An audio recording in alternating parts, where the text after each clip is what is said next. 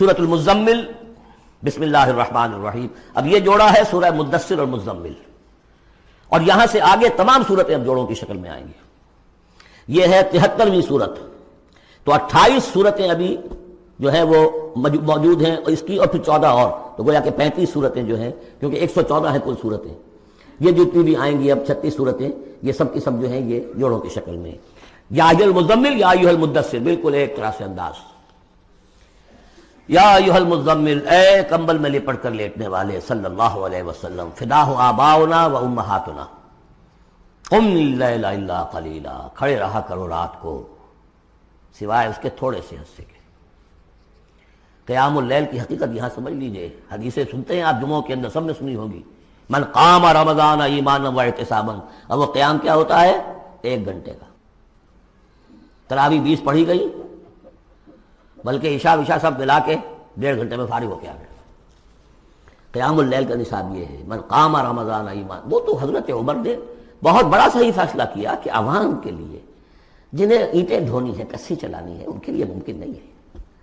لیکن خاص طور پر جنہیں اللہ نے سہولت دے دی ہو، جو ہر سال 1 مہینے کی چھٹی لے سکتے ہیں، بجائے وہ سیر کرنے کے لیے چھٹیاں لیں، وہ 1 مہینے کی چھٹی لیا کریں نا رمضان کی.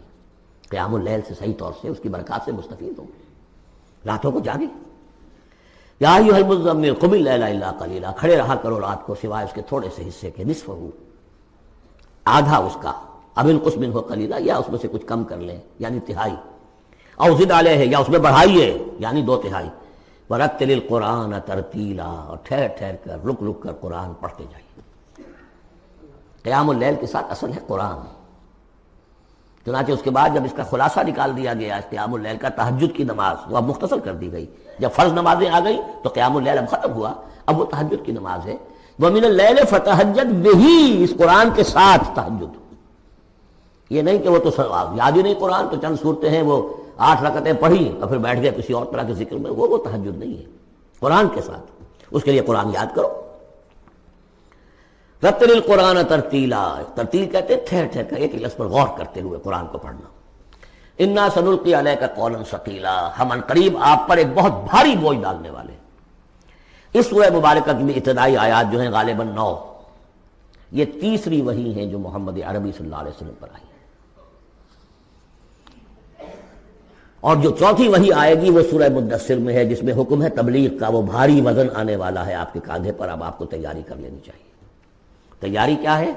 اگرچہ آپ پہلے سے معراج انسانیت پر فائز ہیں، تاہم اس بار نبوت اور کار رسالت کی ذمہ داریاں اٹھانے کے لیے ابھی آپ کو کچھ اور ریاضت کرنی پڑے گی. راتوں کو کھڑے رہے، قرآن کو اپنے اندر جذب کریں. ان ناشئۃ اللیل ہی اشد وطئا ومقیلا، یقیناً رات کا یہ جاگنا یہی تو ہے کہ جو خوب مضبوط ہے، مؤثر ہے نفس کو کچلنے میں. وہ اقوام وقیلا، اور جو قول ہوتا ہے وہ بھی سیدھا ہوتا ہے. سکون ہے، اطمینان ہے، اس وقت آپ کے اور رب کے درمیان کوئی حجاب نہیں. ان لک فی النہار سبحا طویلا، دن کے اوقات میں تو آپ کے لیے بڑی مشقت ہے، مصروفیت ہے. کبھی کوئی آیا کہہ گیا یہ تو مجنون ہے، اب آپ کے دل میں کدورت ہو گئی پیدا، کچھ نہ کچھ تکدر پیدا ہو گیا. رات کو کچھ نہیں ہے، آپ ہے اور آپ کا رب ہے.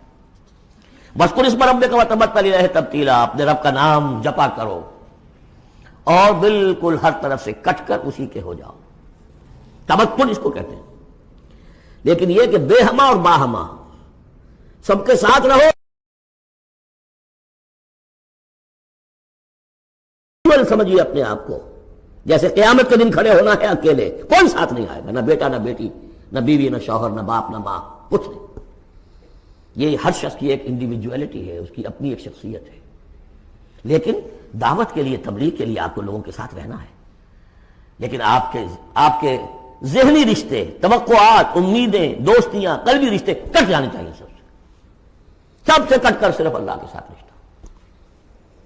رب المشرق والمغرب، وہ تو رب ہے مشرق کا بھی مغرب کا بھی، لا الہ الا ہو، اس کے سوا کوئی معبود نہیں. فاتخذہ وکیلا، بس اسی کو پکڑ لیجئے اپنا جو ہے کارساز.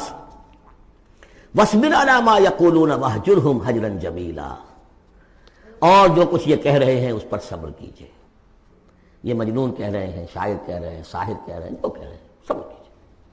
وَاهْجُرْهُمْ هَجْرًا جَمِيلًا، ان سے تعلق منقطع کیجئے لیکن خوبصورتی کے ساتھ.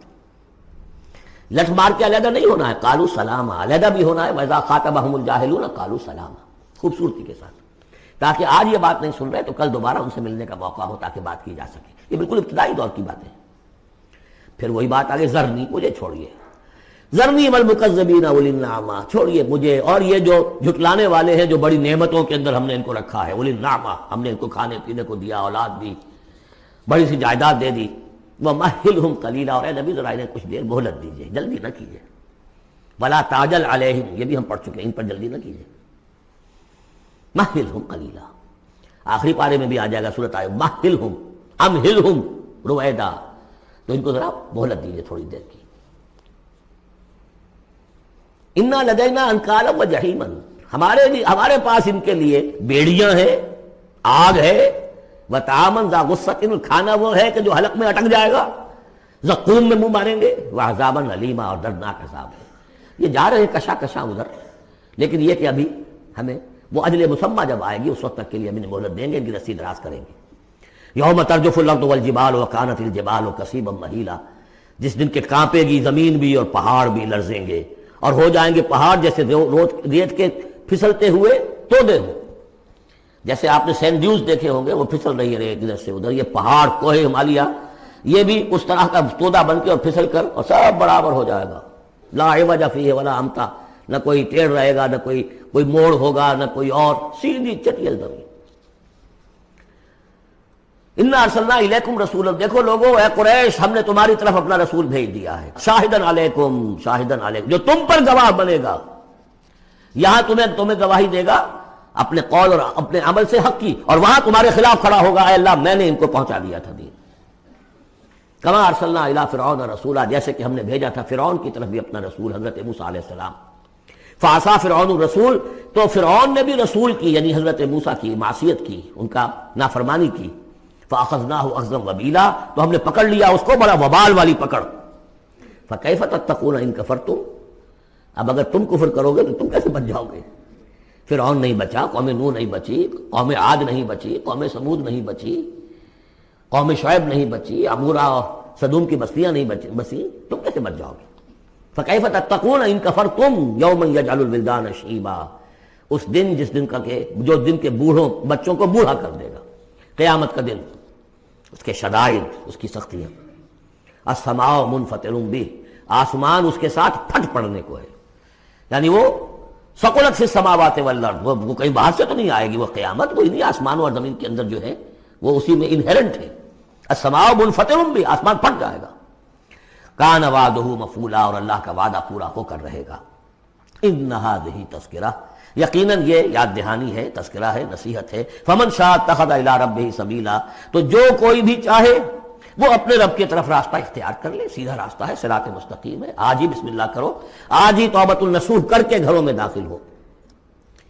اب یہ ہے 19 آیات، لیکن اس کے بعد جو ایک آیت پر پورا رکوع مشتمل ہے، اس کے بارے میں بہت عرصے تک میں بہت پریشان رہا اس کو سمجھنے میں، اور میں حیران ہوں کہ تفاسیر میں کہیں مجھے کوئی اس کے لیے بات نہیں ملی۔ اتفاقاً ہے کہ میں الاتقان فی علوم القرآن اس کا مطالعہ کرتے ہوئے مجھے حضرت عبداللہ ابن عباس رضی اللہ تعالیٰ عنہ کا ایک قول مل گیا کہ یہ ایک آیت نہیں 2 آیتیں ہیں۔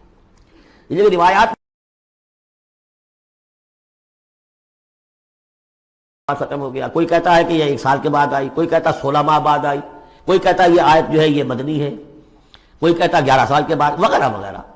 تو اس حوالے سے یہ کہ سمجھ میں نہیں آتا تھا کہ کیا مسئلہ کیا ہے، اس قدر مختلف آراء کیوں ہیں، تو سمجھ میں آیا کہ یہ 2 حصوں میں آیت نازل ہوئی ہے، لیکن اب اس کو ایک آیت شمار کریں گے جو حضور نے بتایا ہم۔